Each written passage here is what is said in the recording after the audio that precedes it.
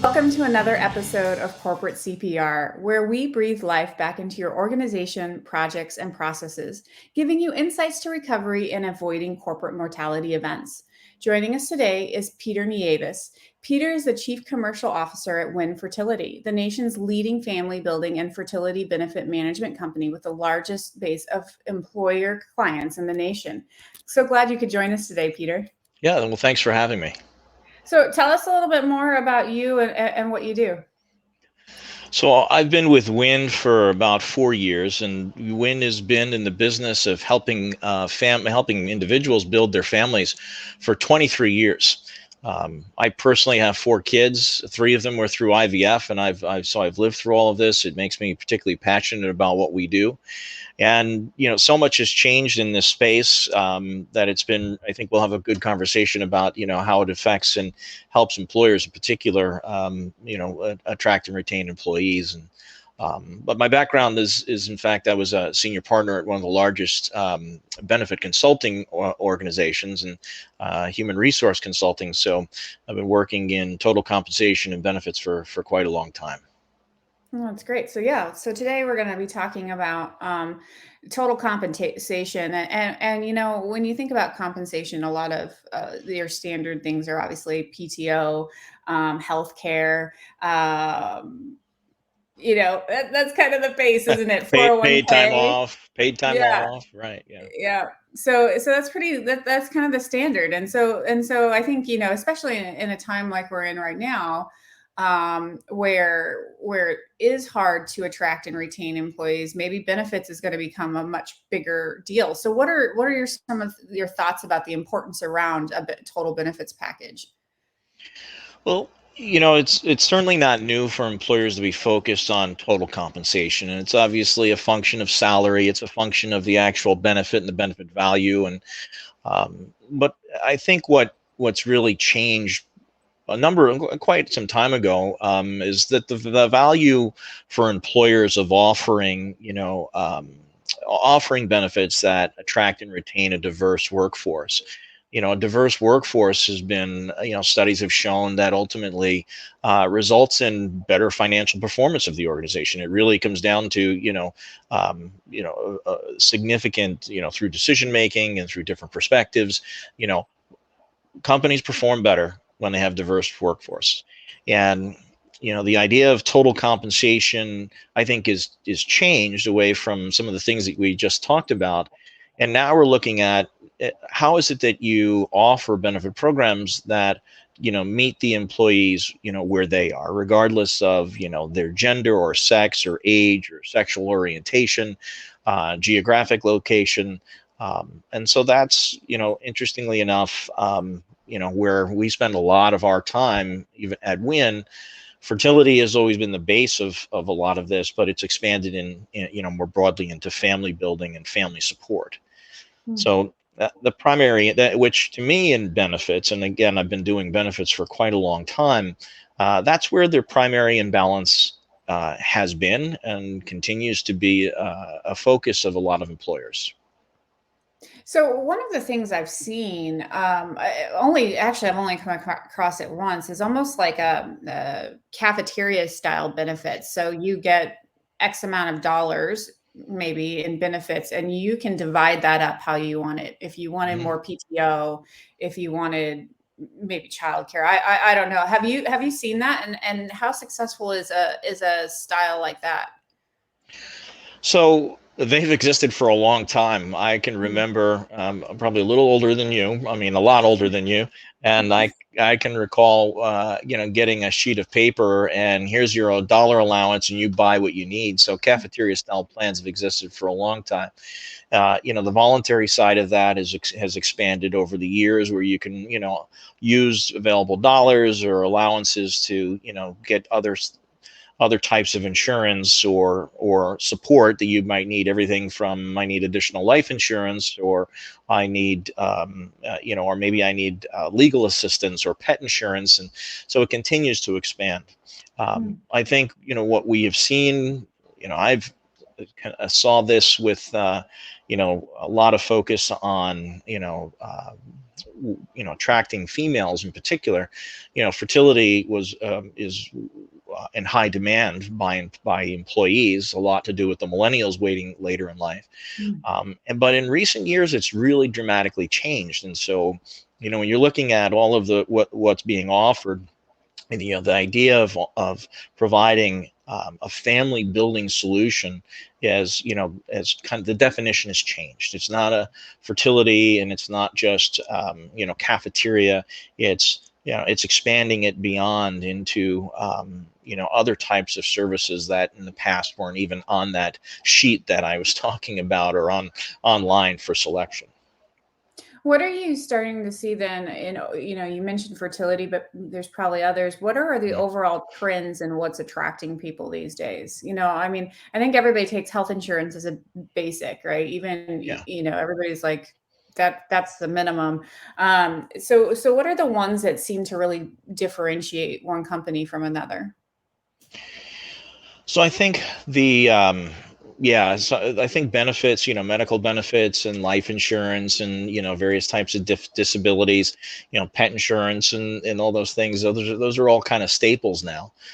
Family building has evolved. It was fertility, then it was infertility, then it was fertility, and now it's family building. And family building, I would define it as offering a dollar limit that allows perhaps an opposite sex couple that needs to use IVF as a path to starting their family, or that same dollar allowance potentially used by others that either are same sex or opposite sex, but they need to use surrogacy or adoption to essentially start or build their families. So what we're seeing in significant demand for is that broad-based kind of equal offering for employees that all help them get to that same point. And it's been interesting that each year in recent years that continues to be redefined. It's adoption and surrogacy. Now I think it's a lot more support for maternity. It's support for return to work, parenting, and kind of everything in between.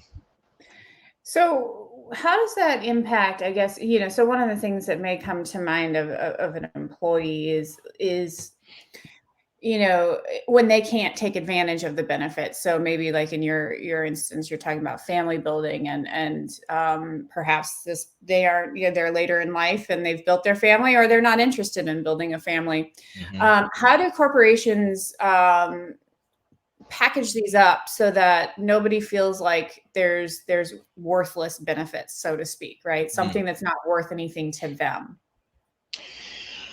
Yeah, good. That's a good question. I think if you define when you're defining maybe those family building, it's offered as a little bit kind of isolated. And I think it's actively being redefined. Even throughout this kind of preparation for open enrollment, which is we're kind of in the middle of with employers. Starting most companies start their new benefits 1/1.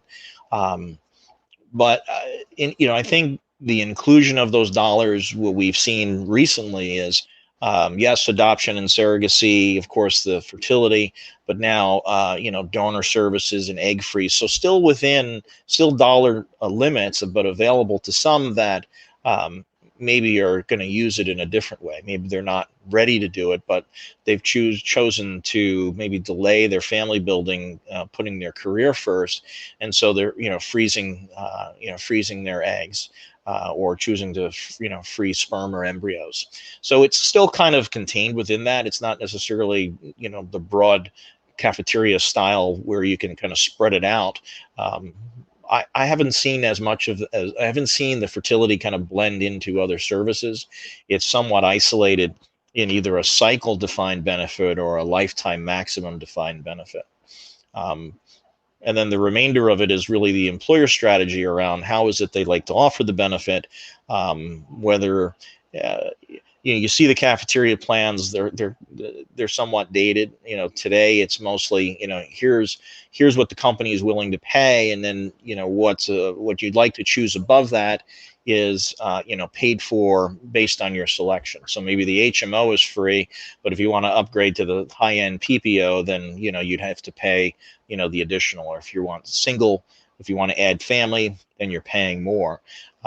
Life insurance often is covered to a small amount. You want to update that, then you're paying additional benefits. But family building benefits are usually offered or not offered.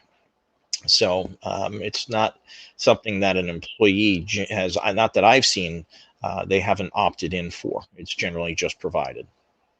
Yeah, so it's more of like another form of insurance then, in that you're paying some sort of premium, most likely, to be able to add this to your benefits package. As an employee, as the plant sponsor, the employer, they're doing, yeah, they're the ones making the decision to generally add in a family building benefit, and then they're trying to define it more broadly so that a greater portion of their population can take advantage of those allowances that are made. Where I think in the past, if you were offering anything, and it was probably 22 years ago, I won't use the company name, but it might have been one of the, as a consultant, it might have been one of the first fertility benefits that was ever installed. And it was clearly only for, the way it was defined, the only people that would benefit from it would be opposite sex couples. And, today, a lot of that still exists, but it's been redefined. And like I said, it's now offered as increasingly as a family building benefit, where it can be used for many of those, adoption, surrogacy, egg freeze, donor services, like I mentioned. What have you seen though? I guess you mentioned that that building benefits that maybe attract more women to the workforce, and diversity probably in um, ecoeconomic, economic status is probably important too. So, in your consulting time, what did you see around the success of adding things like childcare, or flex time, or things that allow you to, if you have a family, to be more present, or being able to do more, right? Attend school events, things like that. Yeah. I mean, employers that were looking at it, recognizing the obstacles and challenges their employees faced, and that, yeah, it could depend. You may have white collar or blue collar organizations, and the demands of those populations would be different. But ultimately, um, offering any work-life balance solution, whether it's flexibility and time off, as you see now today, flexibility in working from home or working in the office is far more common, and I suspect will continue to be. Paid time off for women, paid time off for men, whether you're a same-sex couple or opposite-sex couple. Um, I've we have an organization that we work with that has unlimited time off, Mhm. has unlimited fertility benefits, and as well as unlimited adoption and surrogacy. It's the richest benefit that we've seen so far, um, but it says a lot about their culture and how they view the relationship with their employees. And so, it's interesting you mentioned the unlimited time off. Obviously, that's come with mixed reactions. Some people say, "Oh, well, when you have unlimited time off, then nobody, people don't take even the 2 or 3 weeks that might be standard in the states." Um, for me, I like the idea, but now I'm a company owner, so it's a little different. I haven't. I guess what I'm saying is I haven't had that be offered to me, and then for me personally to see how I react to it. But do you have any insights into the success of that, and if it is working in places and people really do take the time they need? I don't have a lot of experience with companies that have done that. I have seen companies that do look to expand time off and be exceptionally generous. I think the flip side of it is that then they're managing what is the employee's contribution overall. Are they meeting their goals and meeting what they essentially need to be doing for the organization, what they were hired for? So that's kind of the counterbalance to allowing a greater level of flexibility is overall, performance management. So I could only imagine I haven't seen many organizations. In fact, I only know of one that I've worked with just recently that had that level of benefit. Mm. Yeah, I've only worked with I think one as well, but I really it really appeals to me. I think I would use it, because I guess I'm a type of person who's motivated by I want to be rewarded for getting the work done. So if I get the work done, I want to feel like I can go take the time off, or that's why consulting was so appealing to me, in that you get paid for the hours that you work. There's a Right, direct right. correlation, versus if you're in a salary job, you might be more efficient or effective than everyone else, but you're still kind of stuck there for 40 hours. So Hmm. um, and that's another interesting trend. I don't know if you have thoughts on that, is around uh, um, how do we move away from this correlation between salary and actual number of hours worked versus salary versus value that the employee delivered? Have any thoughts around that? Yeah, well, I think that well, what I had mentioned and being flexible, I think what we've gone through the last 2 years with COVID is challenging the way that a lot of organizations think about it. Right? I know as an organization, we've been working from home. We've been mostly back in the office for the last few months. But our assessment is we were enormously productive while not in the office. The senior team and the majority of people that work here at the in the office. So I think there's going to be a significant rethink as individuals are now, I think, demanding to have greater levels of flexibility. Um, so it's the flexibility as well as I think the overall offering of saying, you're more based on what you do versus the hours you spend here.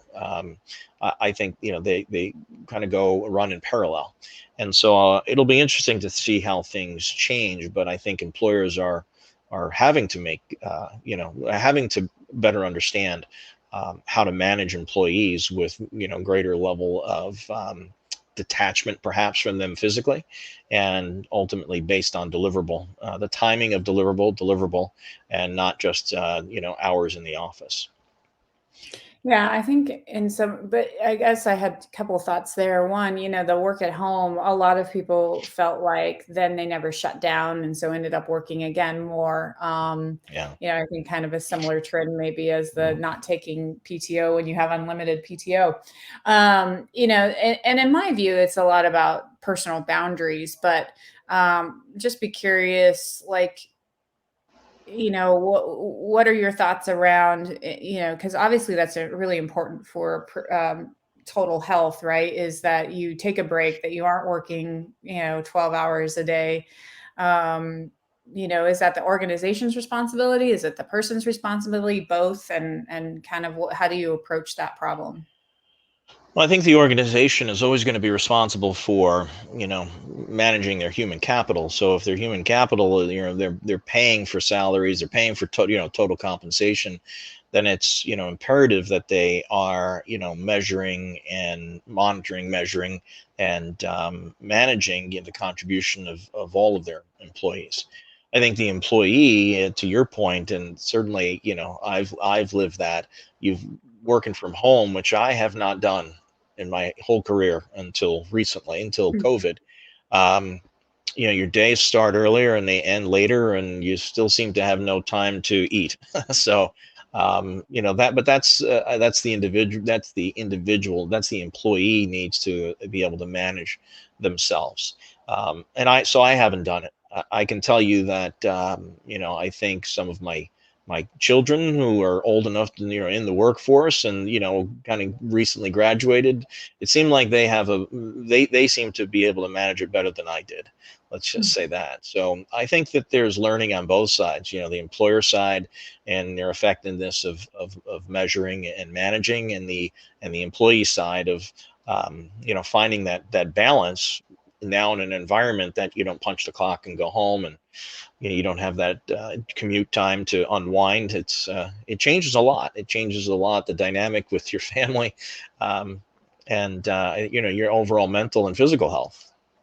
Yeah, I actually much prefer not having the commute because the commute makes me so mad. It's funny. I have a client that has asked us to be in the office, and by the time I get home after an hour and a half commute, I am just livid. Yeah. So I much prefer working remotely. But um, on that, you mentioned mental health, and I'm wondering, if within the pandemic and if we've seen more maybe emergence of mental health benefits as part of compensation packages.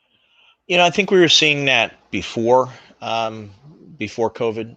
There was a significant gravitation to virtual behavioral support, mental health coaching. Um, so there's so much. I think it's such a powerful tool to be able to engage someone in a virtual environment. So I just prior to joining I had spent a little time with one of the larger virtual care vendors, and it was interesting to see the significant and dramatic growth of the behavioral support that was being utilized. And speaking back to diversity, you're by providing a virtual environment, one, you're able to, I think, offer people a type of mental care that they otherwise may not seek out because of the stigma of brick and mortar visits. And so, in particular, one of our therapists who actually also ran the group we had done had a few kind of group conversations with clients and consultants, and she shared numerous stories of how often and how more frequently men would engage in virtual behavioral care, often calling from their garage or from their closets even, because they just didn't want to go to a facility. But when you're talking about the LGBTQ community or people of different geographic areas, they all face different kind of emotional challenges, and the idea of offering something like a virtual environment for that type of support overcomes those some of those barriers, and I think really does overall help the total health, not just total compensation, but the total health of an employee population. And and then an employer, of course, is looking at it and realizes the benefits of doing that.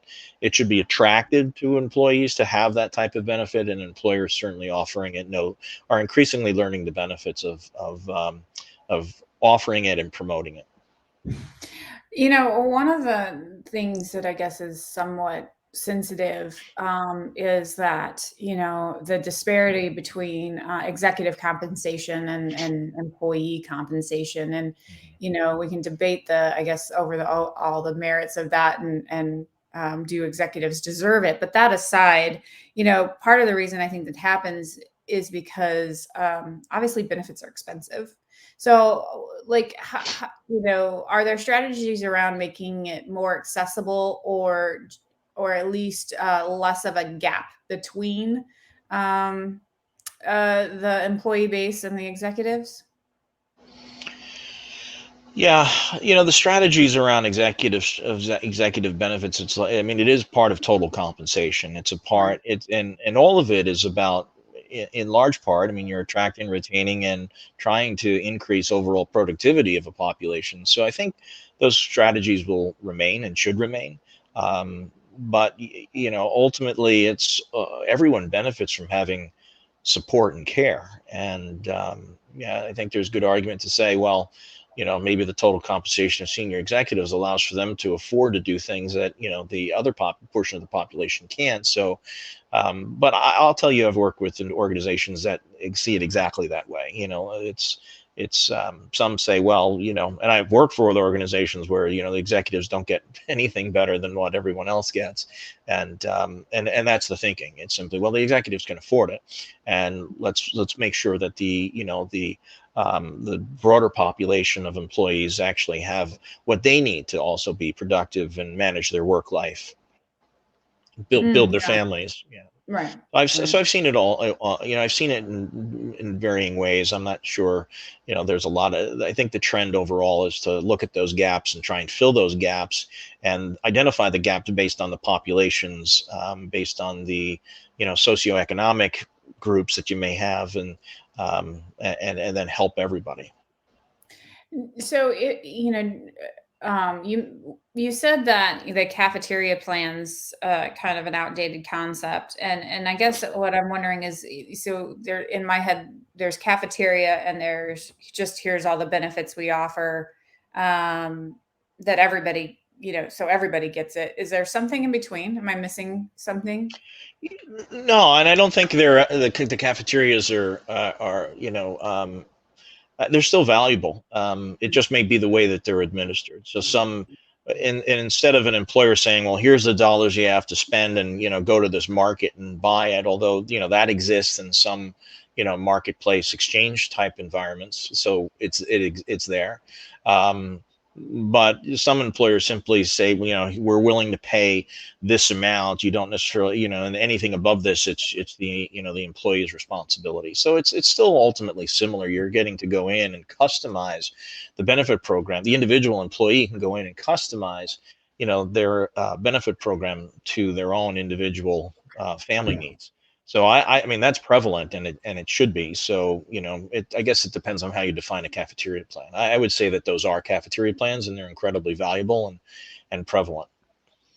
I assume by when you have a diversity in benefits that administering benefits becomes more expensive than just like, oh, we'll pay more for your basic healthcare, right? Like, so instead of paying 50%, maybe they pay 80%, right? Of the Hmm. premiums for your healthcare. Like, that's pretty easy. You just, uh, Cost shift. Yeah.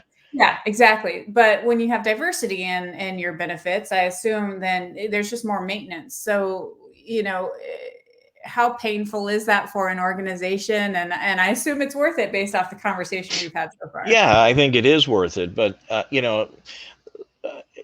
so diversity, let's say it's just diversity in location, and you have a similar demographic makeup of two populations, but they live in different parts of the country.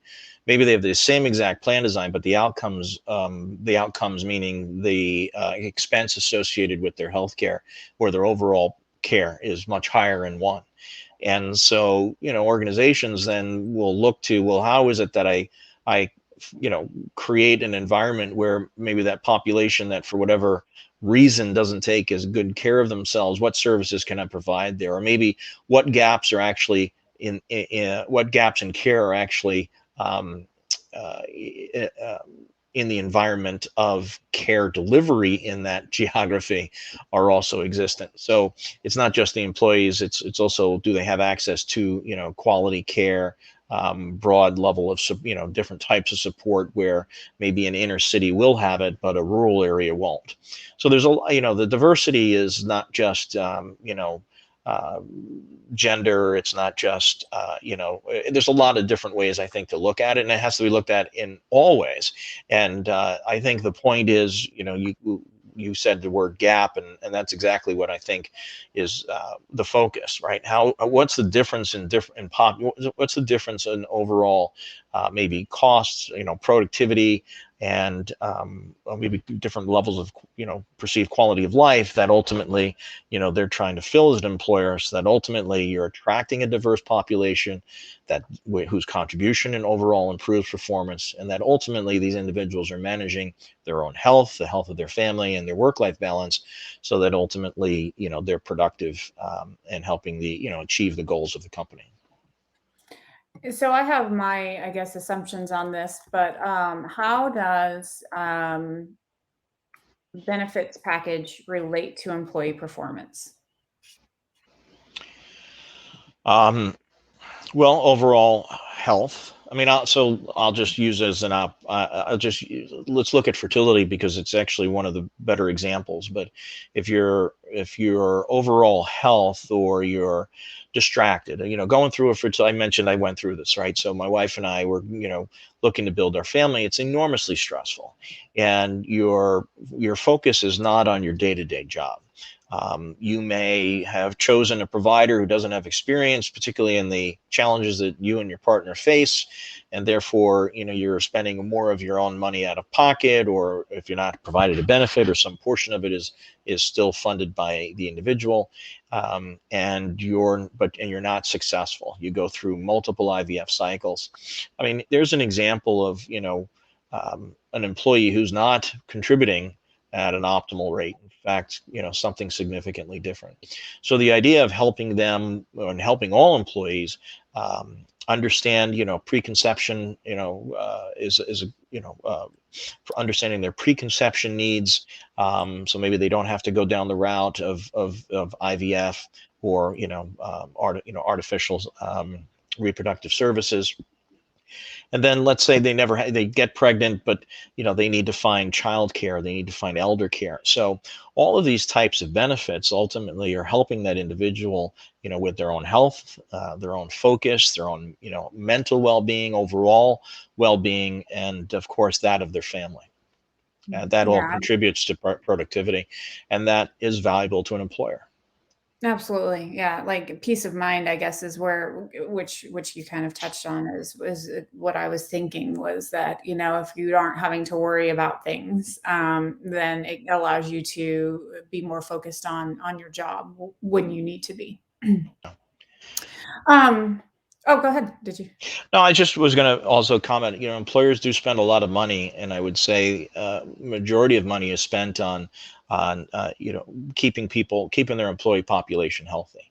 And so when you look at chronic care management and the need to keep people from getting into a chronic physical state or mental state, and then of course getting critical, worked with some organizations to build programs to wellness, but even you talked about executive programs, but even some populations where they have highly specialized human assets that they want to make sure they don't lose that contribution.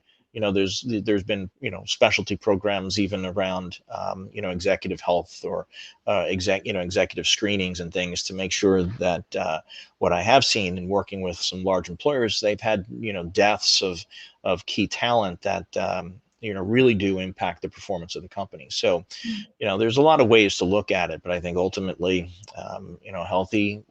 healthy both physically and mentally, a population is more productive. Yeah, that's interesting. I didn't think about having a strategy around talent that can really impact your success. That's an interesting thought too. Um, well, Peter, this has been a great conversation. I'd like to talk about in wrapping up, kind of what are your top three um, takeaways or suggestions around staying competitive with benefits, and it can be things we Mhm. already talked about, or if you have anything new to add. Yeah. I think clearly the first thing that I see or I would recommend is employers have to understand, what are their needs of the different cohorts of their population, and maybe it's executives and their contribution, and looking at the different specifics, whether it's the gender or locations of their employees. Understanding all of them and recognizing how to kind of fill those gaps is really kind of step one, and I think step two, right? What are those gaps and how do you fill those gaps? Um, then measuring productivity. It's interesting when I've in the past worked with organizations outside the U.S., right? So they have socialized medicine, and it seems like non-U.S. employers are much more focused on the value of productivity, and they have always have seemed to have a dollar amount associated with that. And in the U.S., it's not often considered part of the ROI of a health management system. It is in some cases, but not always. So I think that when you're understanding the population's needs, what gaps can you fill and how do you fill them, and then making sure that you're taking into consideration all aspects of return for the investment in, I think, total compensation, particularly wellness and health programs and fertility family building programs, would be probably don't miss those pieces of productivity. Absolutely. So if people are interested in finding out more about WINFertility Mhm. or connecting with you, what's the best way to do that? Well, they can certainly link. I'm on LinkedIn, so they can find me on LinkedIn, and my name is displayed there. So Peter Nieves, and I use I think on LinkedIn I have a middle initial, which is N for Nicholas.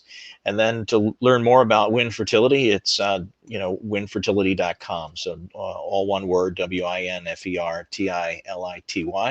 It's important that I spelled that quickly and correctly.